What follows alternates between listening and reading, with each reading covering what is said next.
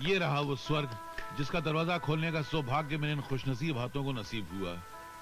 जाओ बच्चों, अपनी इस नई दुनिया में खो जाओ और बाहर की दुनिया को भूल जाओ। अब पहले आप बाहर तो जाइए। मुबारक। Thank you. मैं सुबह फिर आऊंगा। जी। शुभ रात्रि। नमस्ते।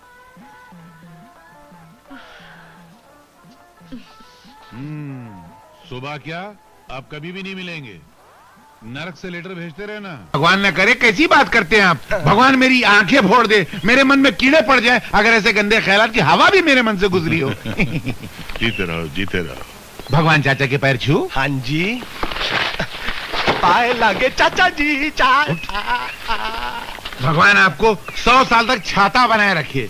भगवान 100 साल तक आपका साया हमारे सर पे सलामत रखे। बापू, मुझे नहीं लगता कि आप 100 साल तक जिंदा रहेंगे। फिर क्यों खामखा चाचा जी को कष्ट देकर हमारा छाता बनने की दुआ दे रहे हो? नमस्ते चाचा जी। अरे आओ बेटा, आओ। भगवान मेरी नजर को बुरी नजर से बचाए। अपने भाई से मिलो। हेलो। ये है मेरा इकलौता बेटा। नाम क्या है तेरा? नाम नहीं है। महेश। कैसे बेटा? चाचा जी, अभी यहाँ साय की बात चल रही थी, तो मैं ये कहना चाहूंगा कि हमारे फार्म्स वगैरह जो बरसों से आपके साय के नीचे पल तो रहे हैं लेकिन फल नहीं रहे। क्या मतलब होता है इसका? मतलब ये कि आपके भेजे हुए अकाउंट्स और खेती बाड़ी के हिसाब किताब देखकर ऐसा लगता है कि मामला मुद्दतों से घाटे में चल रहा है। तो ऐसे बिजनेस से क्या फायदा जिससे घर में कुछ आने की बजाय उल्टे घर से कुछ जाता रहे। भाई साहब, आप भी कभी कभी बच्चों पे बहुत ज्यादा जुल्म करते हैं। ये अभी अभी अमेरिका से आया है, नौजवान है, कहाँ इसको गुड़ गोबर मिट्टी के चक्कर में फंसा रहे हैं। अभी इसके खेलने कूदने की उम्र है। जी नहीं चाचा जी, खेल तो मैं बहुत चुका हूँ, अभी मेरी बिजनेस में कूदने की उम्र है। जरूर कूदो बेटा, और किसी दिन फार्म पे आ जाओ तो हम मिल के कूदेंगे, कदम कदम पे कूदेंगे। और किसी दिन मैं आईने की तरह साफ हिसाब सामने रख दूंगा तो तुम खुशी के मारे कूद पड़ोगे, मत उछल पड़ोगे। आना जरूर है। ये जो टैक्सी में सामान रखा तेरा बाप निकालेगा? मीटर बढ़ा। बड़े भैया, ये क्या हो गया? ये भगवान, मुझसे ऐसी कौन सी खता हुई जो तू मुझसे मेरा बड़ा भाई छीन रहा है? और भैया, मैंने आपकी अभी इतनी सेवा कहाँ की है जो आप अपनी जायदाद का मुझे हकदार बना रहे हैं? मेरे कमजोर कांधे आपकी इतनी बड़ी जायदाद का बोझ नहीं उठा सकते। जाइए मेरी जायदाद। मुझे जायदाद नहीं चाहिए। अगर आप ऊपर जाएंगे तो कंपनी देने के लिए मैं भी साथ में ऊपर चलूंगा। क्या है? चिल्लाइए मत, आपके भाई साहब खतरे से बिल्कुल बाहर हैं। नहीं नहीं, ऐसा नहीं हो सकता। ए भैया, ये क्या मनूस बातें कर रही है? भैया, आप इतनी जल्दी अच्छे क्यों हो गए? कम से कम मुझे आने दिया होता, आपकी दबा दबा के सेवा करने दिया होता। खूब सेवा करता आपकी, तब आप अच्छे होते तो कोई बात भी होती। भैया, अपनी आंखें खोलिए और बोलिए, मैं आपके लिए क्या कर सकता हूँ? आपने जो पैर के नीचे ट्यूब दबा रखी है, उस पर से पैर हटा देंगे तो बड़ी मेहरबानी होगी। माफ करना, गलती से दब गया था। अपनी गलती पर काबू रखिए, गलती से किसी का गला मत दबा देना। अगर तुम वाकई में होशियार आदमी होते तो विजय और ज्योति को हनीमून मनाने के लिए गांव में दावत नहीं देते। एक तो फार्म का हिसाब किताब बॉम्बे के ऑफिस में बड़े गौर से जांचा जा रहा है, और ऊपर से तुमने उन्हें गांव में बुला लिया है। कसम अपनी नजर की, अगर बुला लिया तो क्या हुआ? अरे, ये कैसा मेरा बापू है? क्या हुआ बापू? ये मजदूर लोग बचपन में काम पे लगे थे और आज बूढ़े होने को आए, मगर हमने आज तक एक फूटी कौड़ी पगार में नहीं दी। क्यों दें? अरे जिंदा रहने देते हैं, क्या कम है जो साथ में पगार भी दे? वो तो सब ठीक है बापू, अगर विजय को पता चल गया कि तुम ऑफिस से पगार मंगाते तो हो लेकिन खुद हड़प कर जाते हो, तो बापू वहां में जूते मार मार के गांव से बाहर निकाल देगा, कसम बापू की। बेटे, दुनिया की किसी फैक्ट्री में वो जूता बना ही नहीं जो हम पर पड़ने की हिम्मत कर सके। मेरी हर चाल शतरंज की चाल होती है, जो दिखती कुछ है, लगती कुछ है और होती कुछ है। बट मैंने जानबूझकर प्यार भरा निमंत्रण देकर उनको यहाँ बुलाया है कि वो यहाँ आए और यहाँ से सीधे यमलोक पहुंच जाए। अब कौन है?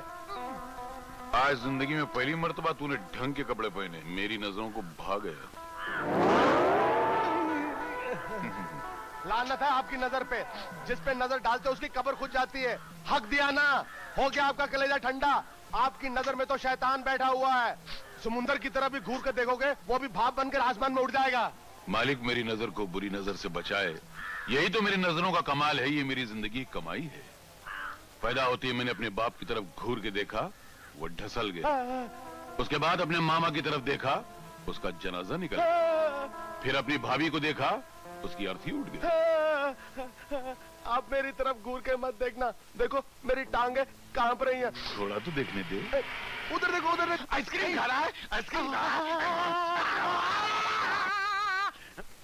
चिल्लाते रहे, चिल्लाते रहे, चिल्लाते रहे। बर्बाद करके रख दिया। बाबू लग रही है। लग रही है। अरे अरे चाचा जी, कोई जवान बेटे को ऐसे मारता है? ये बेटा नहीं है, ये दुश्मन है। अरे क्या दुश्मनी की है इसने? क्या दुश्मनी की है? अरे तुम यहाँ आए हो, इसको चाहिए तो तुम्हारी देखभाल करता, तुम्हारी रखवाली करता, अपनी खाल उतारकर कालीन बनाकर तुम्हारे कदमों में बिछा देता, मगर ये सुअर यहाँ बैठकर आइसक्रीम चाट रहा था। मुझे नहीं चाहिए ऐसी औलाद, मेरा इसका रिश्ता खत्म। अरे चाचा जी क्या बात कर रहे हैं आप? बिल्कुल सही कह रहा हूँ, मुझे नहीं चाहिए ऐसी निकम्मी औलाद, ऐसी सड़ी हुई औलाद, ऐसी सुअर औलाद, ऐसी कुत्ती औलाद। ठीक है, इससे बेहतर मर जाए। ठीक है, आपको नहीं चाहिए तो ना सही, इसे मैं रख लूंगा। क्या करोगे इसको रख के? इसे शहर लेकर जाऊंगा। तुम इसे साथ ले जाओगे? हाँ, मैं इसे शहर लेकर जाऊंगा, अपने साथ रखूंगा, काम सिखाऊंगा, ये दुनिया देखेगा, लोगों से मिलेगा, सब कुछ खुद ब खुद ठीक हो जाएगा। अरे बेटा, ये बहुत जलील चीज है। ये वो पत्थर है जिसको तराश के मूर्ति नहीं बनाई जा सकती, न ईंट बना सकती है। इसे सर फोड़ा जा सकता है। फिक्र न करें, इस सर फोड़ने वाले पत्थर की मूर्ति। एक पतिता की नाजायज औलाद की इतनी हिम्मत कि भगवान के प्रसाद को छूकर अपवित्र कर दिया। अगर एक मासूम बच्चे के छूने से तुम्हारे भगवान का प्रसाद अपवित्र हो जाता है, तो मुझे तुम्हारे भगवान पर हैरत है। अगर वो इतना कमजोर है कि किसी के छूने से उसकी पवित्रता खत्म हो जाती है, तो फिर वो अपने भक्तों के पाप कैसे धोएगा? बकवास बंद करो, सुन कुल्टा। अपनी इस गंदी और नापाक जबान से भगवान का नाम मत ले। भाई और बहनों, ये छोटे चरित्र की औरत इत्तेफाक से मेरे बड़े भाई की बहू थी। इसको इसकी गंदगी के साथ घर से धक्के मारकर निकाल दिया गया, क्योंकि शादीशुदा होते हुए इस कुल्टा के एक गैर मर्द के साथ नाजायज ताल्लुकात थे, और एक दिन इसे रंगे हाथों पकड़ लिया गया। तो भगवान मेरी नजर को बुरी नजर से बचाए। आप लोग फैसला कीजिए कि ऐसी कुल्टा को, ऐसी गंदी औरत को, ऐसी गिरी हुई औरत को भगवान के मंदिर में आने का हक है? क्या कि तुम्हें मेरे दिल से निकाल कर जेल भिजवा दे? अरे डार्लिंग, तुम इतनी स्मार्ट हो कि तुम्हारा कोई कुछ नहीं बिगाड़ सकता। इसीलिए तो मैंने तुम्हें मामूली टाइपिस्ट से बॉस की सेक्रेटरी बना दिया है। Thank you. अरे मेरी जान, तुम सिर्फ चेक पे चेक साइन करवाती जाओ, और मेरे दिल के अंदर जो तुमने अपना घर बनाया है ना, उस पे फ्लोर चढ़ाती जाओ। मेरा बेटा बहुत ज्यादा बीमार है, वो बहुत सीरियस है। आपके खानदान का चिराग बुझ रहा है, उसे बचा लीजिए। भगवान के लिए उसे अपनी जीप में हॉस्पिटल ले चलिए। मैं आपके पाँव पड़ती हूँ। हराम के बच्चे के लिए मेरे दरवाजे पे मदद मांगने आई है? उसके पास जा जो उसका बाप है। याद तो है ना उसका बाप कौन है? हाँ, याद है। उसका बाप वो है जो इस हवेली का मालिक है, यहाँ की एक एक चीज का मालिक है, जिसका तुम बरसों से नमक खा रहे हो, और उसके बच्चे को बचाना तुम्हारा फर्ज है।